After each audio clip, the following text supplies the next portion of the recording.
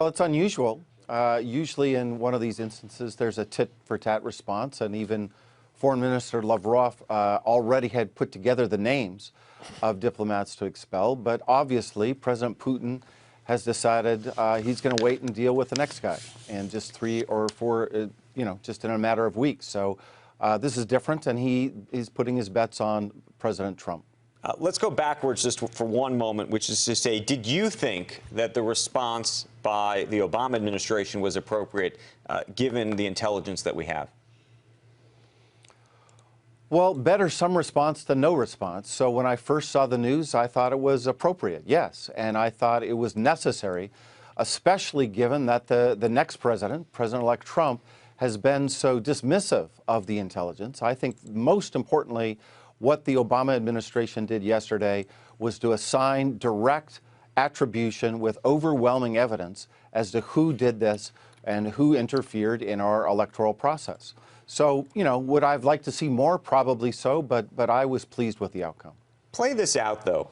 How do you imagine the Russia-U.S. relationship is going to bear itself out in a Trump administration at the same time that we may have inquiries and investigations that may come up with additional intelligence that will be public about potential involvement or more than potential involvement in terms of what Russia did during our elections?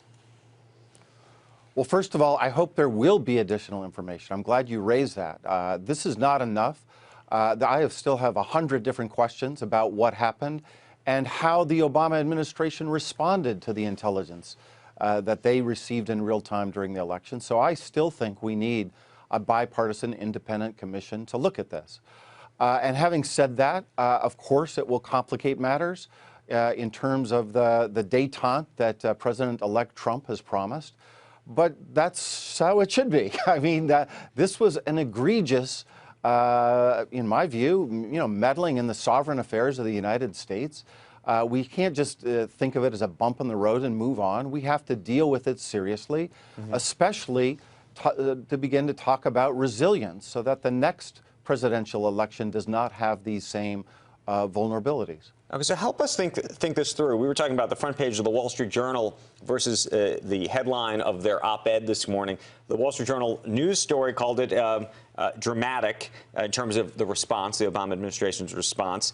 Their editorial this morning called it a timid response. How do you consider it? It all depends on compared to what. Compared to what President-elect Trump just said 48 hours ago when he said we just need to get over it and forget about it, it's dramatic. Compared to, what they could have done, and let's be clear, we still don't have any knowledge about the covert operations that they have promised and they said they would do. But obviously, they could have sanctioned more people. I think they understand, the Obama administration understands, that this is late in the day.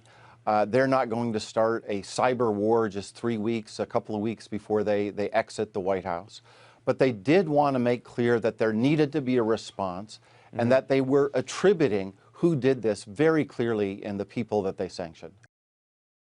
Hey there, thanks for checking out CNBC on YouTube. Be sure to subscribe to stay up to date on all of the day's biggest stories. You can also click on any of the videos around me to watch the latest from CNBC.